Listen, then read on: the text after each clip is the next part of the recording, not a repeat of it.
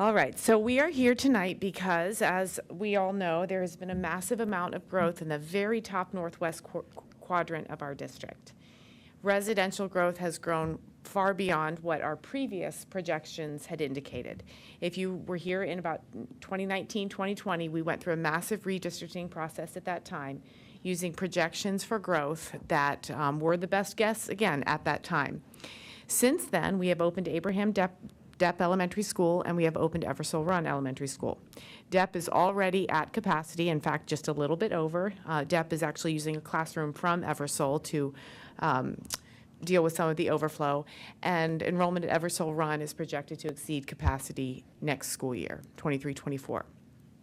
So making some small changes to the boundaries now will actually alleviate that overcrowding and overuse of the facility.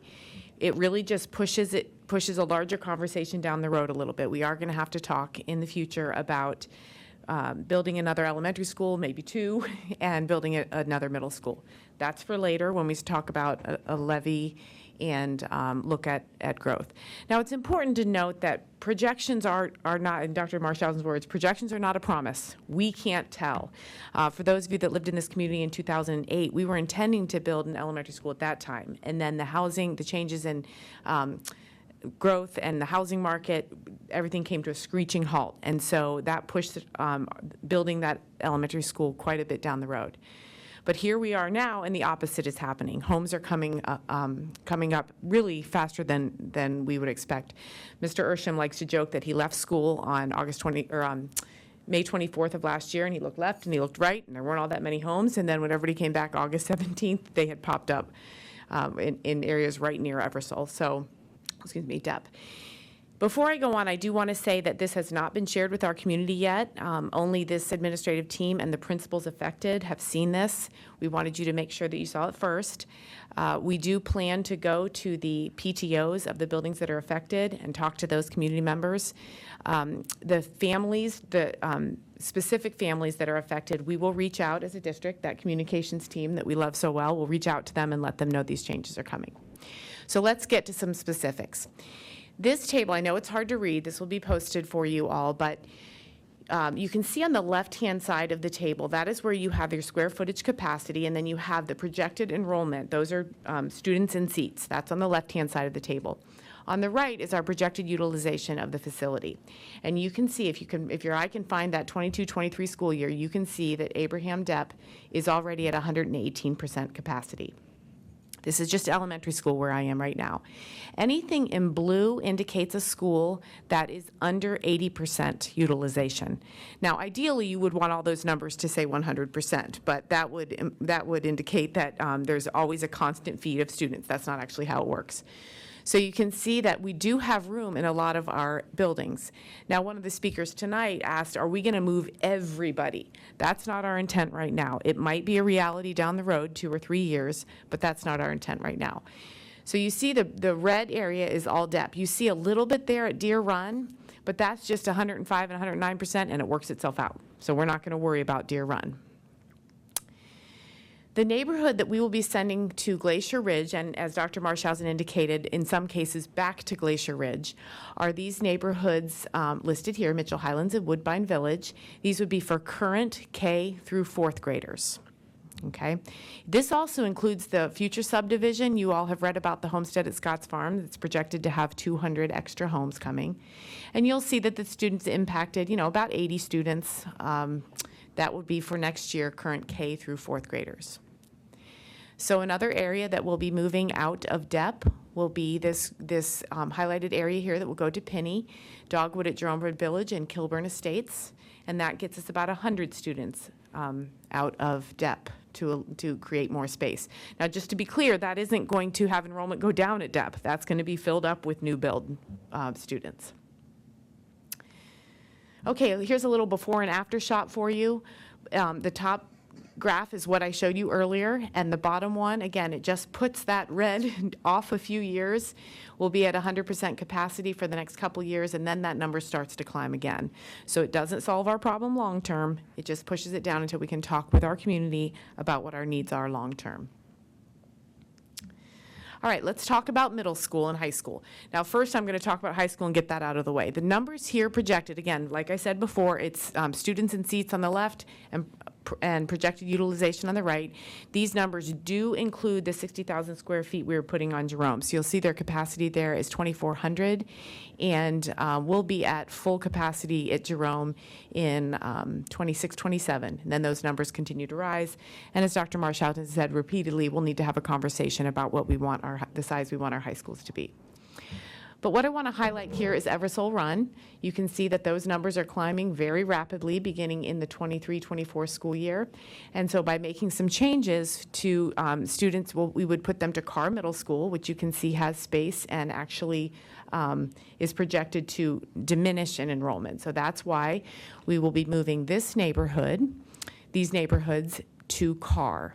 Now, an important distinction here, I want to be very clear, that we are able, because it's not so much of an emergency at Eversole, we will be doing a phase-in for Eversole. So this is only current fifth graders for the 22-23 school year. And then the next year, we'll scoop up our current fourth graders, which of course then would be fifth graders, and the year after third graders, current third graders. The current inactive subdivisions are listed there. In some cases, actually most cases, all cases, this is geographically closer to Carr than they are to Eversole. So we're hoping this is actually welcome news to these families. Now the question that's going to come up is, what about siblings? What if I have a seventh grader at Eversole and I've got a fifth grader that would go to Eversole but is now at Carr? We're not going to allow them to choose. The students that are at Eversole can stay there. That's absolutely okay. But if the parent chooses to have them go to Carr, that's fine. But so when I say they can't choose, they can't pick one or the other. The fifth grader will be attending Carr, and then the older student can go to Carr or stay at Eversole. It's relatively small number of students. I had Mr. Gill pull those numbers today, and we'll be reaching out individually to those families as well. Now a little before and after graph. The top one you've seen before. The bottom one you can just see again. This pushes that red area down a few years, and it does increase Carr's enrollment. All right, so these changes do delay the excessive overcrowding for a couple years, 2 to 4 years, and that gives us time. That gives us time to think about a levy and what we want to do with building new buildings. A phased-in, I did get several questions when presenting this to our team. What about a phased-in approach for elementary? Why are you not doing that? Why is this just all happening next year? A phased-in approach for elementary would be problematic for 2 reasons. One is it doesn't give us the immediate relief we need at DEP. We have to make changes now. And secondly, it really does delay the transitions for those families, especially if there's siblings, if there's younger siblings coming up. So these changes will all happen beginning next year. So I know you probably have questions. You should have questions. I rolled through that very, very quickly.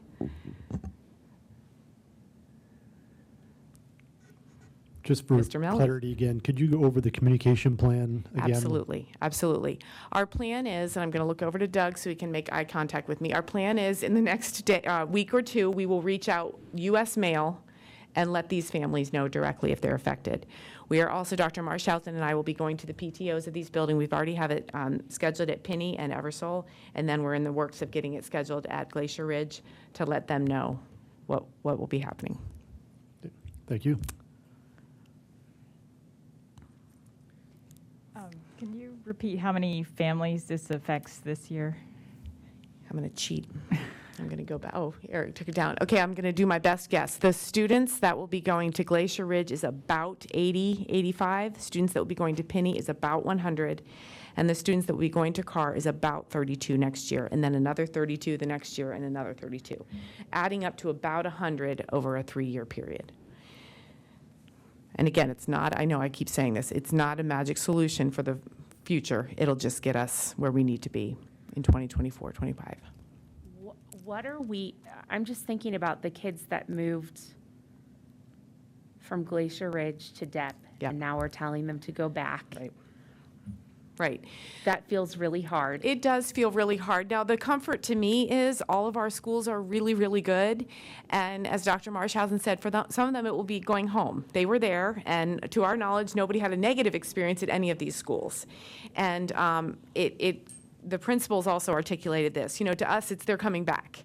And so when we did a massive redistricting in 2020, we had PTO members, we had principals, we had everybody, 14 buildings there in the room talking about it. Well, it's a lot easier if it's 3 people, because the personalization and the transition plans that we can make, not only academically, but socially, with what each student needs, what each family's story is, that type of thing, will be a lot more manageable at this scale, which is partly why we're not looking at a 14 building redistricting. So it does feel hard, and we want to acknowledge that for our families that are going to have to go through that.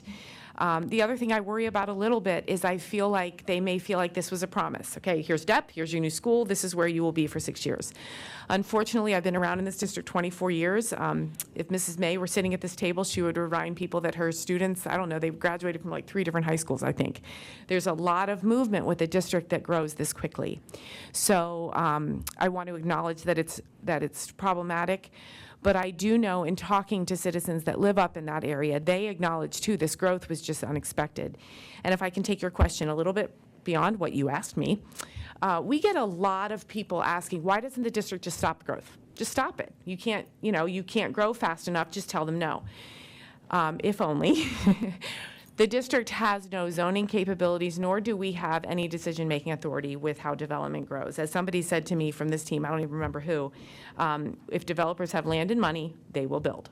It's not our job to decide who builds and when, it's our job to educate the children who move in. So what happened, part of the pickle we're in, is because Jerome Township, that whole area, was slated for a certain number of homes, and then Union County changed that zoning to double it and then double it again. So we found out about those changes when everyone else did, and it's our job to respond, and in some cases, unfortunately, move families. Because what we don't want is we don't want to try to put 160% capacity at DEP, try and put those in that building. It really diminishes the experience for those students, and down the street have a school with a lot of room in it. What about, are we providing any kind of small promise that, like, hey, we took you from the school you love, we put you in a new school, it was really awesome, we're moving you back to the old school, but maybe we're not going to move you again? Mrs. Gillis, I think that's a great question. Okay. I'm not going to stand up here and promise anything. Again, I just don't know. So much of this is based on the economic environment and housing and realtors and all of that. Just a personal story. I lived up there. I bought my house high and sold it low. I had, you have no idea what's going to happen. Tomorrow, things could change. Growth could stop. Nobody knew. What was the price of lumber, Jeff? Like 50% over what it typically is, and people were still building houses. We on our team kept thinking, what's happening? And you'll go and an entire neighborhood will have popped up seemingly overnight. And so no, I'm not going to make any promises because it's just so hard to tell. And I do want to thank you for asking questions that lead to other answers. To get these projections, we have worked with 2 companies. One is called Future Think, and that was a company we worked with in 2020. Well, we reinforced the companies we worked with one called Cooperative Strategies, and they're nationwide and they're fabulous. They've worked with some of the biggest and most rapidly growing districts in the country, including Olentangy, who, if you know, has grown also at an unprecedented pace. They look deep. They go deep. They look at birth rates. They look at building permits. They look at plans for transportation and roads and hospitals and all of that to try to predict how a community will grow. They look at retail, at all of the, many, many different factors. And they're experts at this. And so I will tell you, I feel confident about Cooperative Strategies numbers. We met with them probably 5 or 6 times, and we asked hard questions. We tried to catch them being wrong. Mr. Kern actually did catch a mistake. He had an eagle eye for some math that was quickly corrected. So a lot of expertise has gone into this and a lot of review. So I feel good about them, but the housing market could flip tomorrow, and I could be saying something else to you next year at this time. And I hope our community understands we want every student to have a fabulous experience in elementary, middle, and high school. And thank goodness we can stand up here with confidence and say that all of our schools really are going to provide that world-class opportunity and education.